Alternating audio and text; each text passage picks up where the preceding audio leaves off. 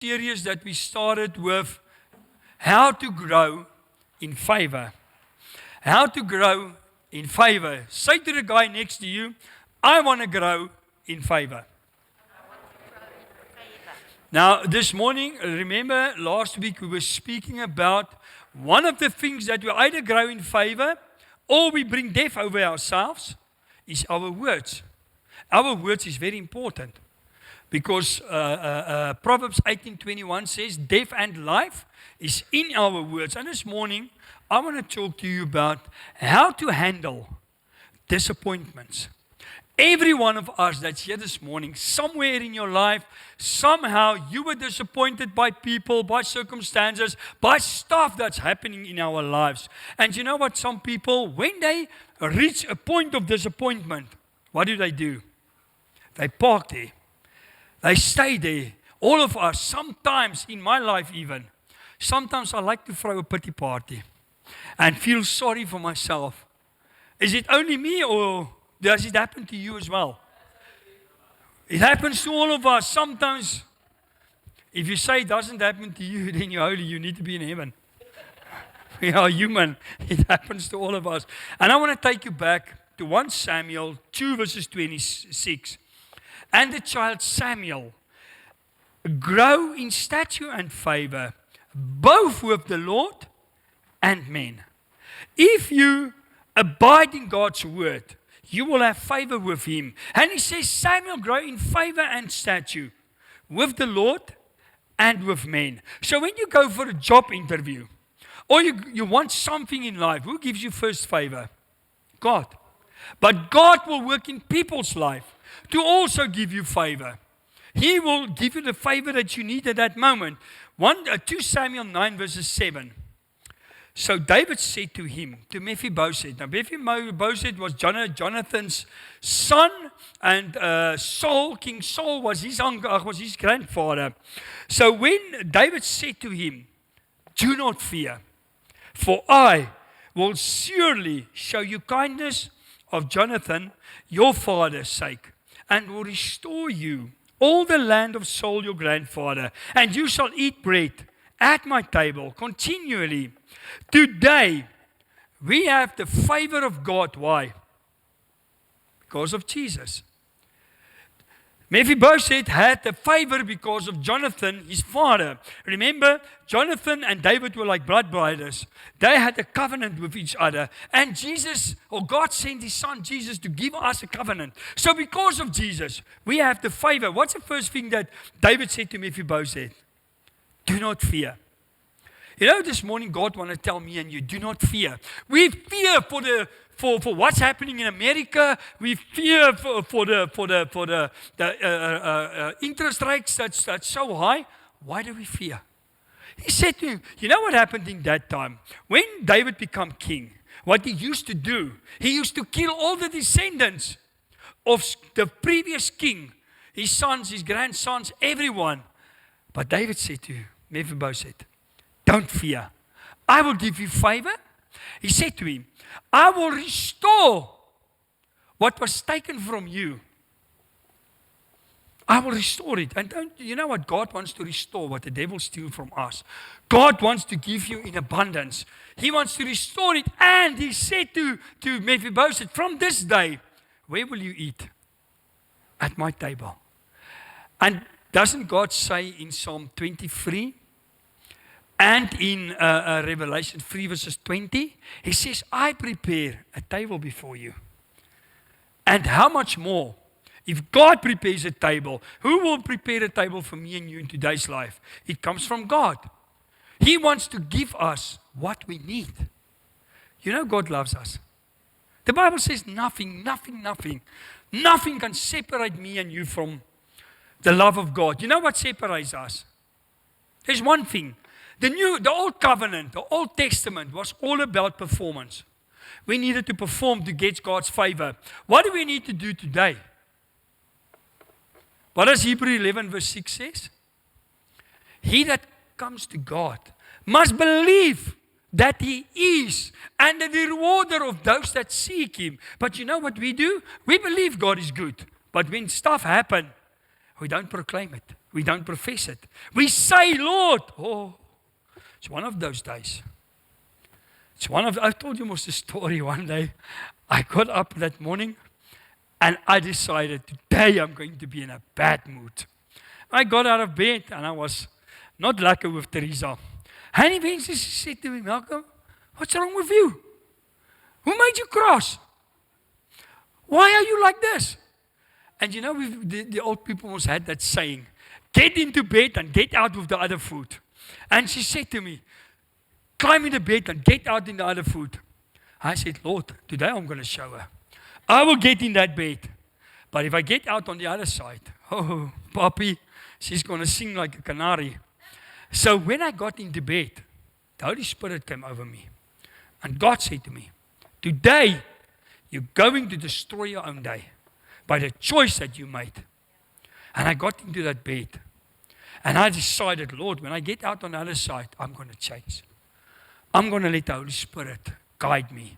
And I promise you, when I got out on the other side, I said, good morning, my dearest. Can I make you some breakfast? And she nearly rolled the car and she wasn't even in the car. She couldn't believe it. But you know what? It starts with choices. God wants to bless us. God is a God of blessings. Why do we always want to curse people? Why do we always have to say something about people? God wants to bless us. And then we read in Matthew 10 verses 14. And whoever will not receive you, nor hear you, nor hear your words, when you depart from that house or city, shake off the dust from your feet.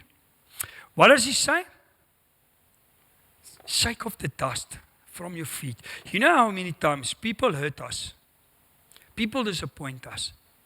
And then we want to sit with that regrets. We want to sit with that pain. We want to sit with that suffering. We can't forgive them. Amen.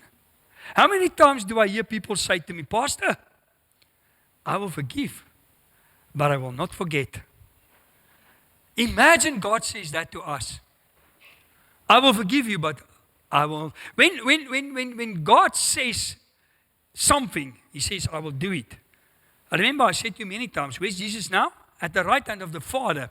So the Father is sitting on the left hand. And when the Father looks at him and he's busy like me, using your hands to explain something, what does God see? He doesn't see the nails. He doesn't see the scars. He sees you and my name. So the minute God says to Jesus, oh, there's Malcolm, I'm not going to forgive him. Jesus said, Father, I bear the pain. I bear the scars. It's in my hands. You have to. Now, if God do it, why can't we do it? We must forgive each other.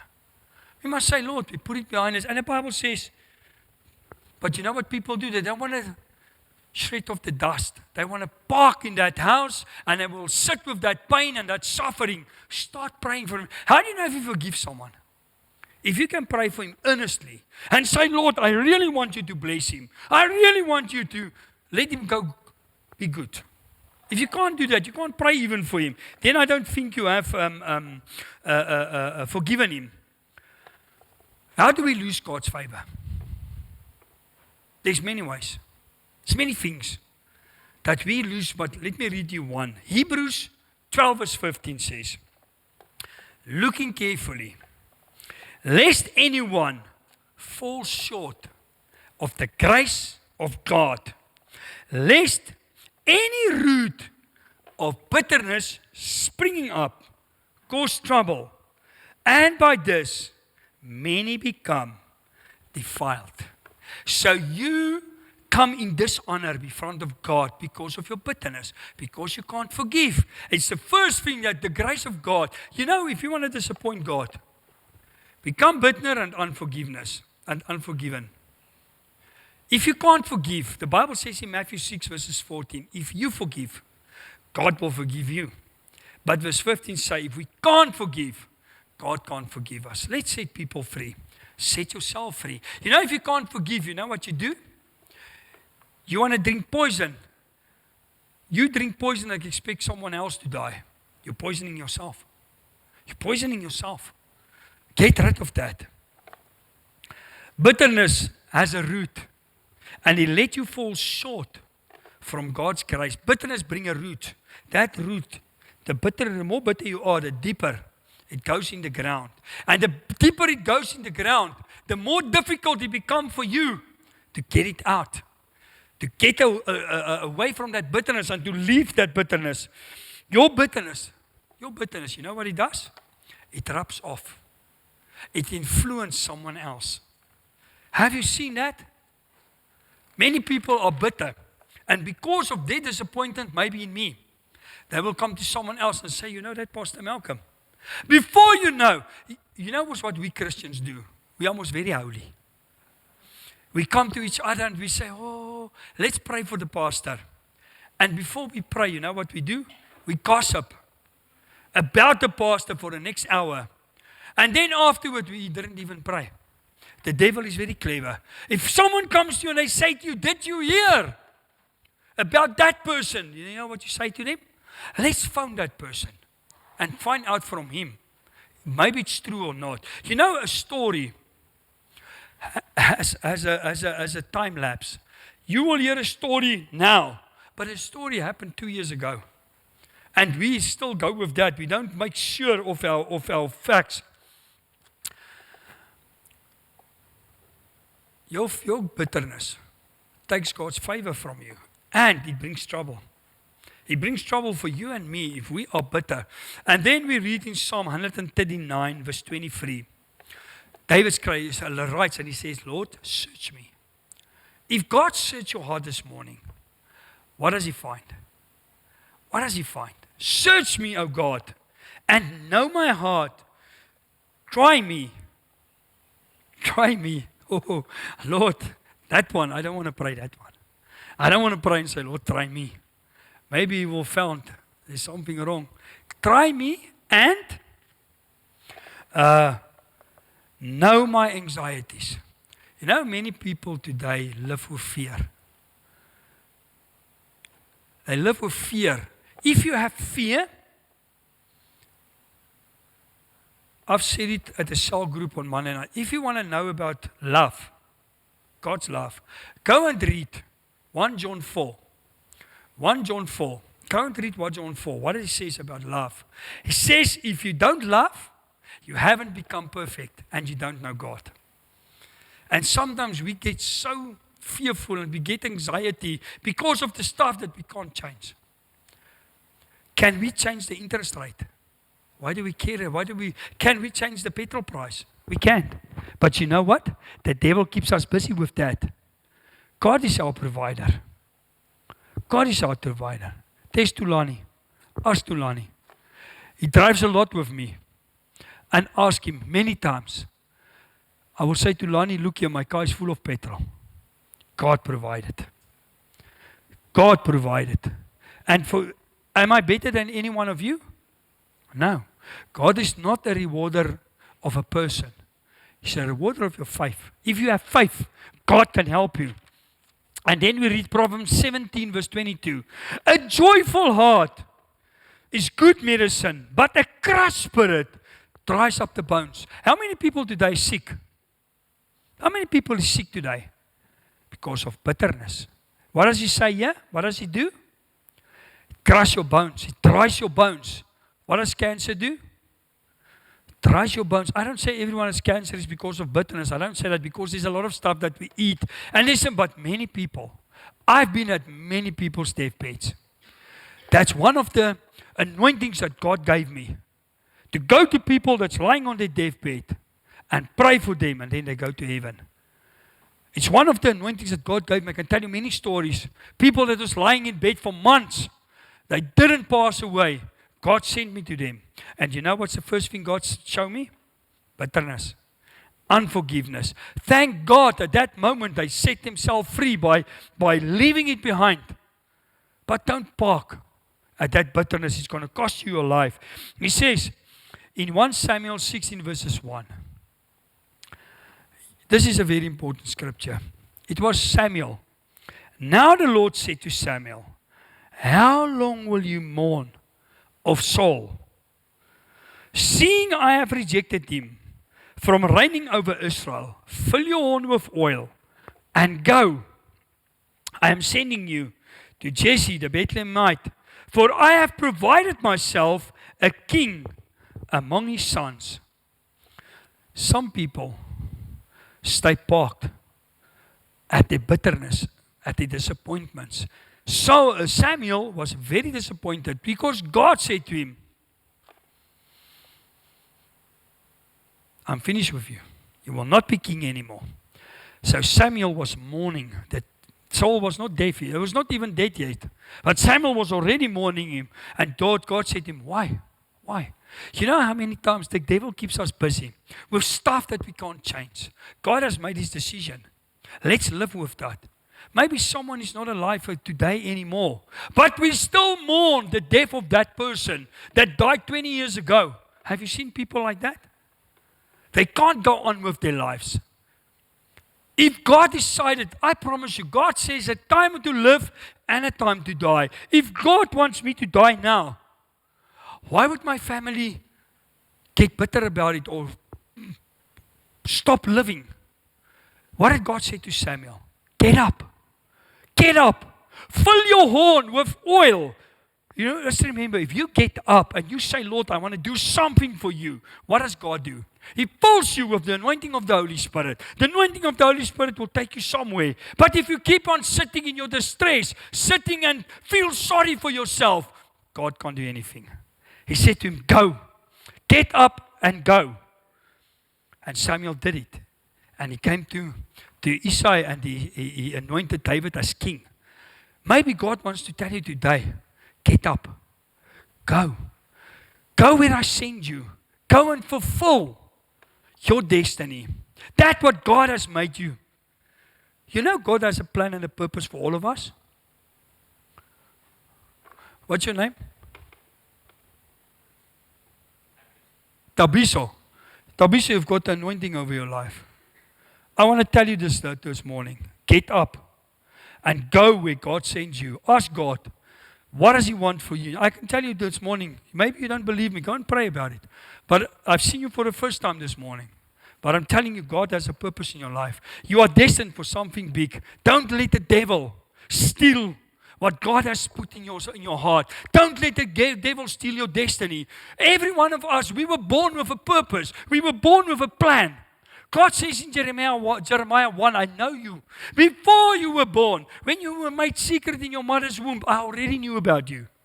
And then He says, I have appointed you, I have called you, and I have sent you. God has sent all of us. So He said to Samuel, get up and go.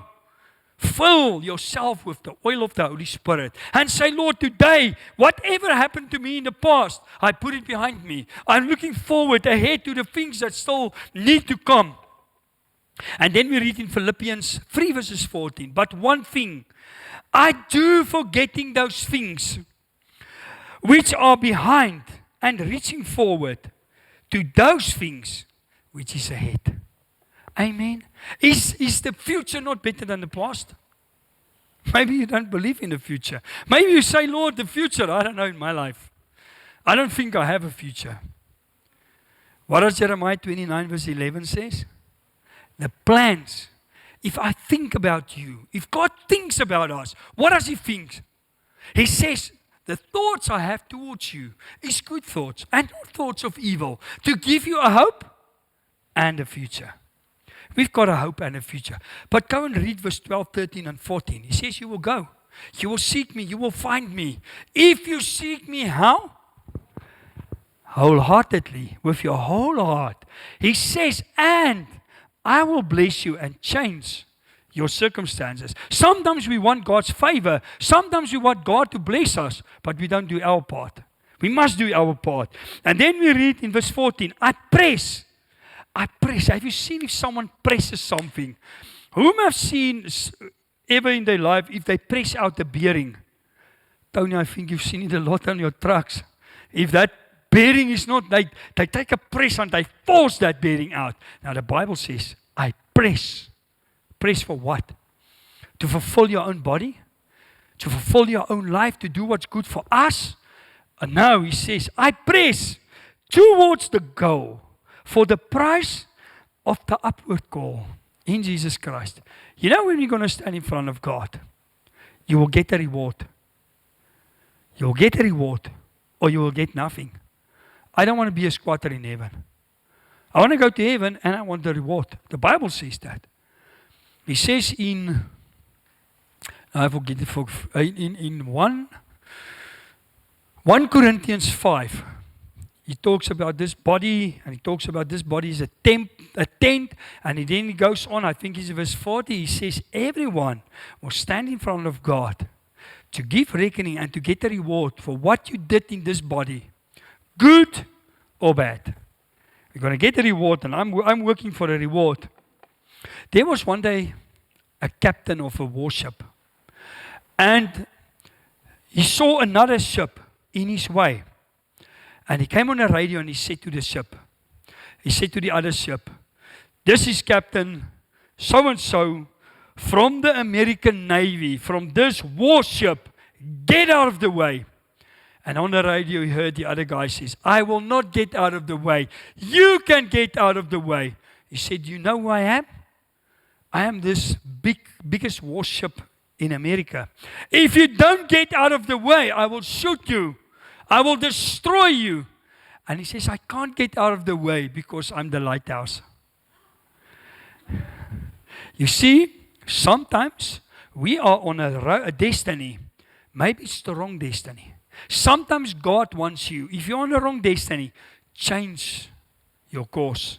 Change your route. Say, Lord, help me this morning. Maybe I'm on a road of self-destruction. Maybe I'm on a road that will take me nowhere. Help me. I will get in an accident if I keep on with this road. Help me. Help me to change my course. Help me to change my ways that I'm busy doing. 2 Kings 6 verses 15. 2 Kings 6 verse 15. And when the servant of the man of God arose early and went out, there was an army surrounding the city with horses and chariots. And his servant said to him, Elias, my master, what shall we do? This morning you ask God, Lord, in my circumstances, what must I do? Show me. I need your direction. I need you to help me. And then, so he answers, do not fear. For those who are with us are more than those who are with them. And Elijah prayed and said, Lord, I pray, open his eyes, that he may see. Then the Lord opened the eyes of the young man, and he saw. And behold, the mountain was full of horses and chariots of fire around Elijah. I want to ask God this morning, Lord, open our eyes, that we will see the breakthrough, that we will see the miracles, that we will see God is for us, He's not against us. And those that is for us is more than them that's against us. How many angels went with the devil?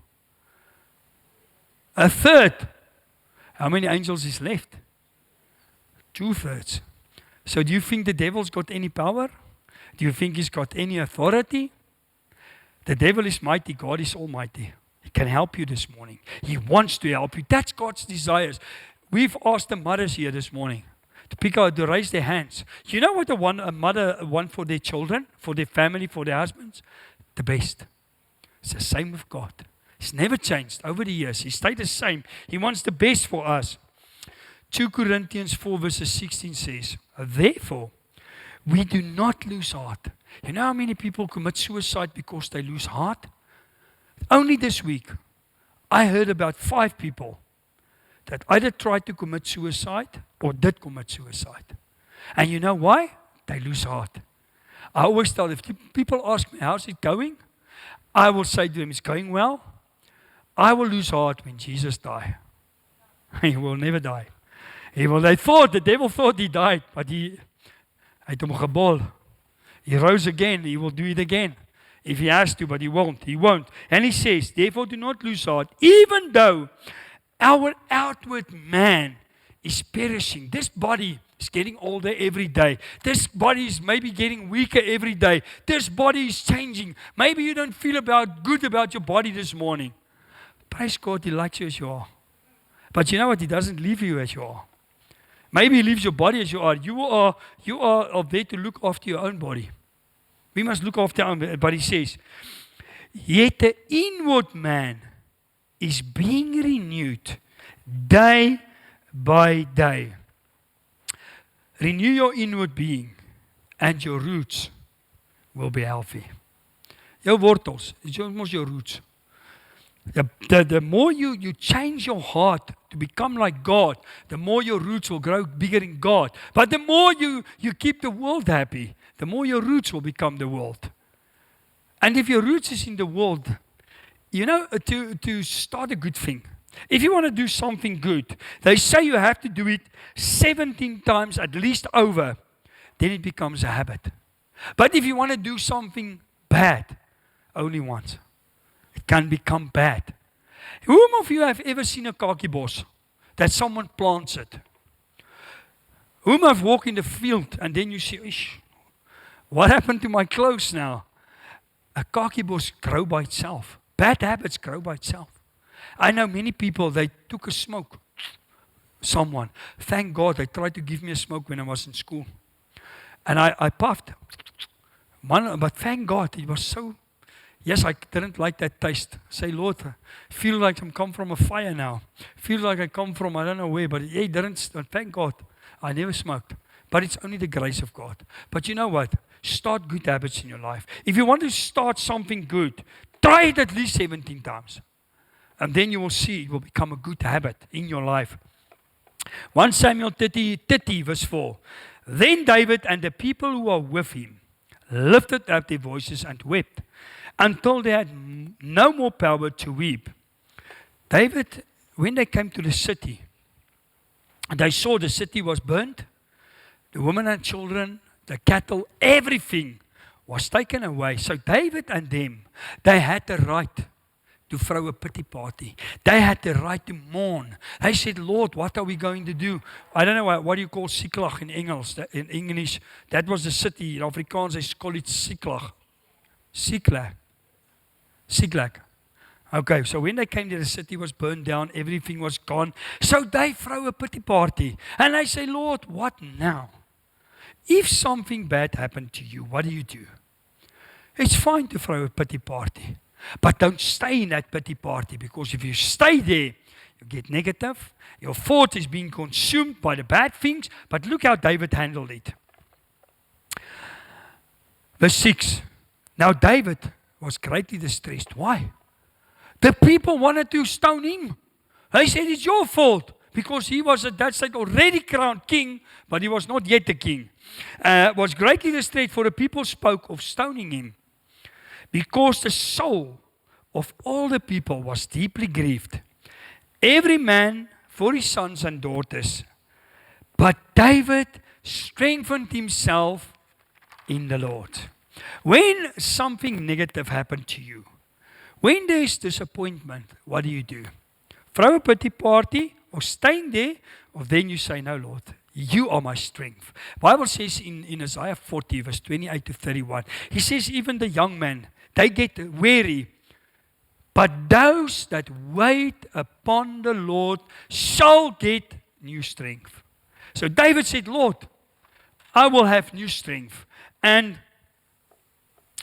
he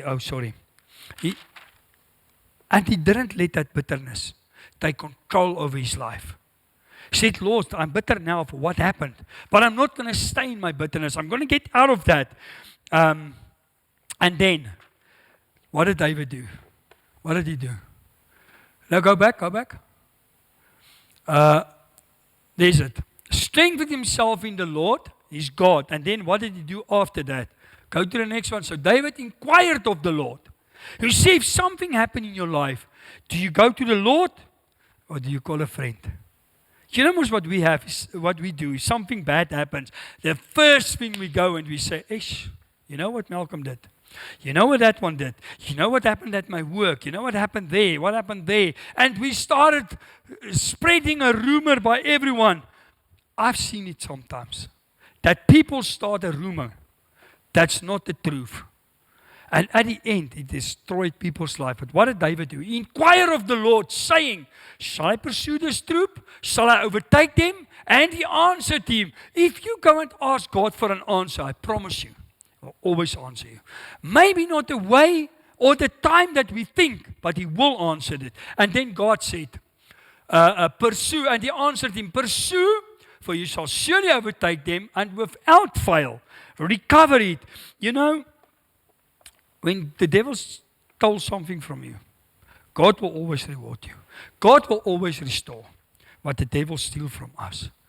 But just remember, sometimes, why don't God sometimes want to give it back to us? Have you seen it sometimes? I've seen people, they were very rich. Today they have nothing. Why? Because the richness. God does want all of us to be rich. He wants all of us to have money. But He don't want money to have us. And some people, when they were rich, the money took over their life. The money ruined them, and God knows if I give Him back that money, all that money, but God will still sustain you. He will still give you the best. He wants to give us the best. God will answer is whatever the devil steals from you, you will have the favor of God. You will grow in favor with God. God will help you. If life sets you down, what do? You know, if you took a tennis ball and you throw it from here, what does it do? It bounces back. Say, Lord, I'm going to bounce back. I remember last year, maybe I was preached that at the English service as well. Remember, it was last year, no, the year before last year. I had a tennis ball, and God spoke to me about bounce back. And sometimes we need to bounce back of all the disappointments, of all this hurt and everything. We must say, Lord, Rolene, don't you just want to call the children's church for me, please? And we must decide, Lord, I'm not going to let the devil put me down. I'm going to stand up. I'm going to rise up. I'm going to do something in my life. I will not let the devil control me. Sometimes we allow the devil to control us by getting bitter, by always being negative, by always seeing negative stuff in our life. Only God knows. There's some people, I don't want to visit them. You know why? Because they're always bitter. They always moan. They always groan. I say, I can't understand sometimes. Have you seen sometimes all this stuff, all the negative stuff? It only happens to some people. And then you say, Lord, why? Because they're negative. If you're negative, what does negative do? Negative attracts negative. What does positive do? Positive attracts positive. So if you're negative, you will become negative. Your life will become negative. But let us start and say, Lord, I'm going to be positive. Amen. Did you learn something? This morning,